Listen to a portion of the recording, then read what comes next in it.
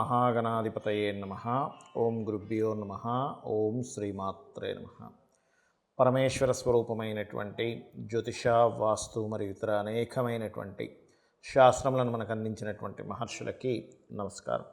హయగ్రీవ హయగ్రీవ హయగ్రీవేతియో వధేత్తస్య నిస్సరతేవాణి జహ్నుకన్యా ప్రవాహవత్. అరుణాం కరుణాతరంగితాక్షీం ధృతపాశాంకుశపుష్పబాణచాపాం అనిమాదిభిరావృతాం మయూకైః అహమిత్యేవ విభావయే భవానీం. శ్రీమాత్రే నమః.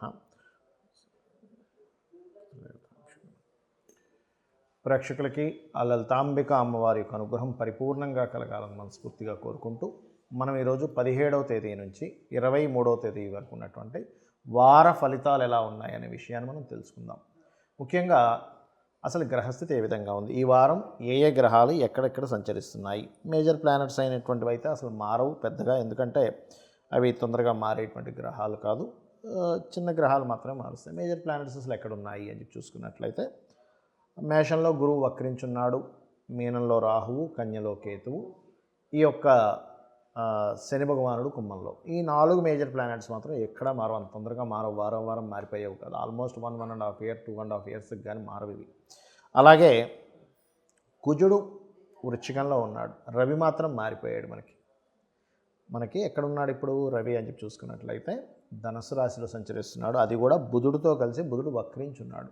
ఎప్పుడైనా సరే గుర్తుపెట్టుకోండి, వక్రించడము, ప్లేస్ మారడము, స్తంభించడము, అస్తంగత్వంలో ఉండడము, అది ఏ రాశిలో ఉంది ఈజ్ మోస్ట్ ఇంపార్టెంట్. అదేవిధంగా శుక్రుడు సప్తమంలో అంటే తులారాశిలో ఉండడం జరిగింది మేషం నుంచి తీసుకున్నట్లయితే. అలాగే చంద్రుడు మాత్రం ఈ వారము మనకి మకరం నుంచి ప్రారంభమై మేషం వరకు సంచరిస్తాడు ఈ వారం మొత్తము కూడా. కావున ఈ యొక్క గ్రహస్థితికి మీకు ఎటువంటి ఫలితాలు రానున్నాయి, ఏ విషయాల పట్ల జాగ్రత్తగా ఉండాలి, చేసుకోవాల్సిన పరిహారాలు ఏమిటి, ఇవి ప్రధానంగా మనం ఇప్పుడు తెలుసుకుందాం. ఒక్కొక్క లగ్నరీత్యా, లగ్నం తెలియని వారు రాశిరీత్యా. మీన లగ్నము, మీన రాశి, మీనం వారి కనుక చూసుకున్నట్లయితే రాశిలో రాహు యొక్క సంచారము ఇది కొంత భ్రమని, ఏదో జరుగుతుందేమో అనేటువంటి ఆలోచనని, ఒక రకమైనటువంటి ఆలోచనని కలిగింపజేస్తూ ఉంటుంది. అలాగే ధనాధిపతి, ధనస్థానంలో ధనాధిపతి, న్యాచురల్ ధనాధిపతి 2వ స్థానంలో వక్రించున్నాడు. కాబట్టి ఎవరికైనా మీరు ఇచ్చిన ధనం కొంచెం వెనక్కి వచ్చేటువంటి ఛాన్సెస్, అదేవిధంగా ఉద్యోగం కూడా పోయిన ఉద్యోగం కాస్త వెనక్కి రావడానికి అవకాశాలు వెతుక్కుంటూ రావడం, మీరు ఇంతకుముందు ఎక్కడైతే ఉద్యోగాల కోసం ప్రయత్నం చేశారో ఆ యొక్క ప్రయత్నాలు ఇప్పుడు కొంచెం సఫలీకృతం అవ్వడము, ప్రదేశం మారడము, షార్ట్ జర్నీస్ ఎక్కువగా చూపిస్తున్నాయి. అలాగే కొంత ధైర్యంగా కూడా కొన్ని స్టెప్స్ తీసుకుంటారు, అందులో ఎటువంటి సందేహం లేదు.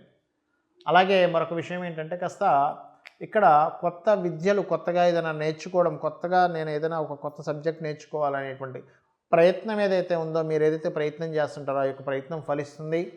సంతానం కోసం చేసే ప్రయత్నం కూడా ఫలిస్తుంది. రాజకీయ నాయకులకు కూడా చాలా బాగుంటుందని చెప్పుకోవాలి మీనం వారికి. అదేవిధంగా కాస్త 6వ స్థానాధిపతి దశమంలో ఉన్నందుకు ఇది గవర్నమెంట్ నుంచి, తండ్రి నుంచి, లేదా మెడికల్ రిలేటెడ్ రంగాలకు సంబంధించిన అధికారికంగా ఇటువంటి వాటి మూలంగా ధనయోగాలు కనబడుతున్నాయి. అదేవిధంగా సప్తమంలో కేతువు ఎప్పుడైతే ఉన్నాడో ఇది కొంచెం వివాహ సంబంధించినటువంటి విషయంలో కొంచెం ఇబ్బందిని, కొంచెం హడ్డల్స్ని, ఏదో ఒక ఆటంకం రావడం ఇటువంటి గోచరిస్తుంది. కాబట్టి మీరు వివాహ సంబంధించిన విషయాలు ఏదైనా మాట్లాడడానికి వెళ్ళే ముందు ప్రత్యేకంగా గణపతిని తలుచుకొని వెళ్ళండి. అలాగే మరొక విషయం ఏంటంటే షేర్ మార్కెట్లో కాస్త లాంగ్ టర్మ్ షేర్స్ వల్ల కొంతవరకు లబ్ధి కనిపిస్తుంది. అలాగే మరొక విషయం ఏంటంటే ఇక్కడ చూసుకున్నట్లయితే గురువు ఎప్పుడైతే 2వ స్థానంలో ఉన్నాడో ఈ 2వ స్థానంలో ఉన్నటువంటి గురువు చాలా చక్కటి ఫలితాలు ఇస్తున్నాడు. అదేవిధంగా లాభాధిపతి వ్యయంలో ఉన్నందుకు కొంచెం ఇన్వెస్ట్మెంట్స్ విషయంలో లాంగ్ టర్మ్ ఇన్వెస్ట్మెంట్స్ మంచివి, షార్ట్ టర్మ్ ఇన్వెస్ట్మెంట్స్ కంటే కూడా కాస్త తండ్రి గారు ఆరోగ్య విషయంలోని, పెద్ద మొత్తంలో ట్రాన్స్ఫర్ చేసేటువంటి విషయంలోని, కాస్త లాంగ్ జర్నీ చేసేటువంటి అంశాల్లోని, మరియు హైయర్ ఎడ్యుకేషన్లో ఏవైతే కొన్ని రీసెర్చెస్ చేస్తుంటారు, పిహెచ్డీస్ లాంటివి, అటువంటి రీసెర్చ్ చేసేటువంటి ల్యాబ్స్లోని, ఎందుకంటే మనకి భాగ్యస్థానంలో కుజుడు సంచరిస్తూ దాని మీద శని యొక్క దృష్టి ఉంది. కాబట్టి తండ్రి ఆరోగ్యము, లాంగ్ జర్నీ చేసేటప్పుడు, ల్యాబ్స్లో కాస్త రీసెర్చెస్ చేసేటప్పుడు, పిహెచ్డీ చేసేటువంటి వారు ముఖ్యంగా జాగ్రత్త వహించాలి. ఇక మీరు చేయవలసినటువంటి దేవతా ఆరాధన ఏమిటి, రాజరాజేశ్వరి అమ్మవారి యొక్క ఆరాధన చేయండి. పేదవాళ్ళకి సేవ చేయండి. ఏదైనా ఒక అన్నము ప్యాకెట్లు పంచడం కానీ, లేకపోతే ఎరుపు నలుపు ఉన్నటువంటి బ్లాంకెట్లు పంచడం కానీ, ముఖ్యంగా ఈ మాసంలో కొంత అయ్యప్ప స్వామి భక్తులు ఉంటారు. వాళ్ళకి ఏదైనా భోజన సదుపాయం చేయడం కానీ, వాళ్ళకి ఏదైనా బియ్యం బస్తా ఇవ్వడం కానీ, నెయ్యి ఇవ్వడం కానీ, ముఖ్యంగా హోమం చేసుకోవడం, స్వచ్ఛమైన నెయ్యి ఇవ్వడం కానీ చేయండి. అన్ని విధాలా బాగుంటుంది. మనము ఇప్పటివరకు చెప్పుకున్నటువంటి వార ఫలితాలు ఏమున్నాయో వీటికంటే కూడా ముఖ్యంగా తెలుసుకోవాల్సింది మీ జన్మజాతక ఫలితాలు. దాంతోపాటు ఇంకా ముఖ్యంగా నేను మీకు ఒక విషయం చెప్పనున్నాను. ప్రస్తుతం రాహు మీన రాశిలో సంచరిస్తున్నాడు. ఈ మీన రాశిలో సంచరించేటప్పుడు సర్వసాధారణంగా మనం నిత్యం దేవతా ఆరాధన, దేవతా పూజ ఏదైతే చేస్తామో దాంతోపాటు మీరు చేయవలసినటువంటి ముఖ్యమైనటువంటి అంశం ఏమిటి అంటే గుర్తుపెట్టుకోండి, అది ప్రధానంగా మీరు పితృదేవతలకు కూడా చేసుకోవాలి. ఇప్పుడున్న గ్రహస్థితి ఆ విధంగా ఉంది.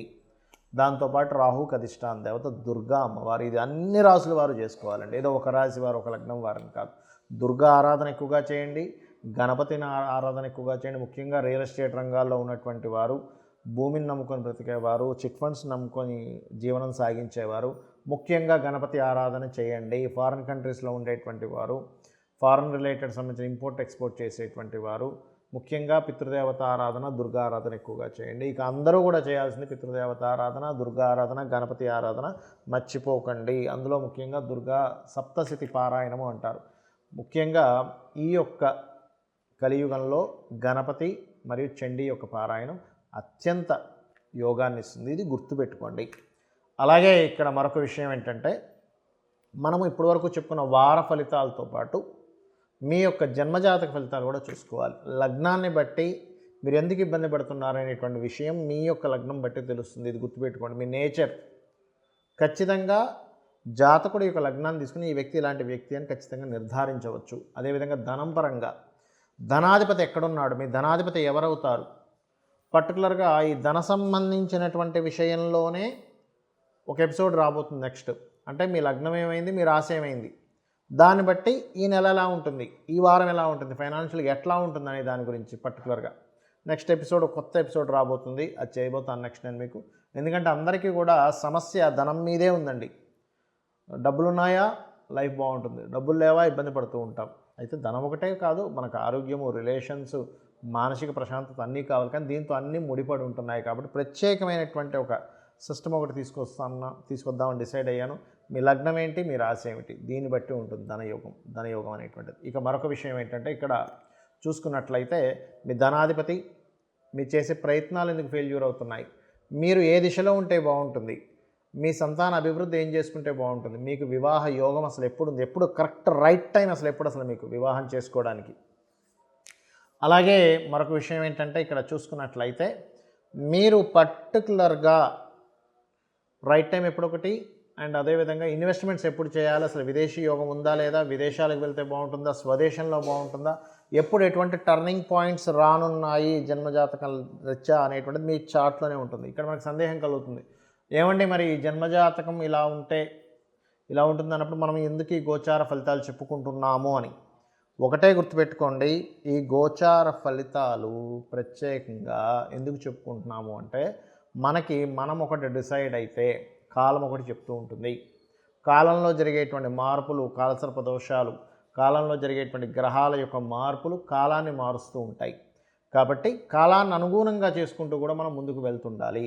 కాలం ఇప్పుడు ఇలా ఉంది, రాహు మీన రాశిలో సంచరిస్తున్నాడు కాబట్టి ఎక్కువగా పితృ సంబంధించినవి చేసుకోండి, పితృదేవతల యొక్క అనుగ్రహం ఉంటుంది, పితృదేవతలకు బాగుంటుందని చెప్తుంది. అందుకే కాబట్టి అసలు గోచారం ఎలా ఉంది, బయట ఉన్న పరిస్థితులు ఎట్లా ఉన్నాయి, దాన్ని బట్టి మనం ఒక స్టెప్ ఎట్లా తీసుకుంటామో సేమ్ యాజ్ ఇట్ ఈజ్ గోచారం బట్టి మనం ఒక స్టెప్ తీసుకుంటూ ఉండాలి, అర్థం చేసుకుంటూ ఉండాలి, కాలమహిమను అర్థం చేసుకుంటూ ఉండాలి. ఈ విషయాన్ని మనకి రామాయణ మహాభారతాల్లో కూడా మన యొక్క ఇతిహాసాల్లో చూపిస్తూ ఉంటారు. ఈ కాలం ఇప్పుడు ఇలా ఉంది కాబట్టి ఇలా జరగబోతుంది అనేటువంటిది. కాబట్టి 100% గోచారము చూసుకుంటూ మన జన్మజాతకాన్ని చూసుకుంటూ వెళ్తున్నట్లయితే అద్భుతమైన ఫలితాలు వస్తాయి. దీంతోపాటు ఈ యొక్క గోచారంతో పాటు జన్మజాతకంతో పాటు వీటన్నిటికంటే ముఖ్యమైనటువంటిది వాస్తుతో పాటు కూడా అమ్మవారి యొక్క ఆరాధన. మీరు గనక అమ్మవారిని నిత్యము ఆరాధిస్తూ ఏ లలితాసహస్రనామాలో, చండీ పారాయణమో లేదా గణపతినో నిత్యము ఆరాధిస్తూ, విష్ణు భక్తులైతే విష్ణువుని, మీ ఇష్టదేవత ఎవరో, మీ కులదేవత ఎవరో, మా ఇంటి దైవం అండి అంటూ ఉంటారు, ఎవరో వారిని కనుక నిత్యం ఆరాధిస్తూ ఉన్నట్లయితే మీకు పెద్ద మొత్తంలో రావాల్సిన ఇబ్బంది చిన్న మొత్తంలో పోతుంది. గుర్తుపెట్టుకోండి, ఇది ఖచ్చితంగా పనిచేస్తుంది. కాబట్టి అమ్మవారి అనుగ్రహంతో మీరు మీ యొక్క జీవితాన్ని ఆనందదాయకంగా చేసుకోవాలని మనస్ఫూర్తిగా కోరుకుంటూ శ్రీమాత్రే నమః.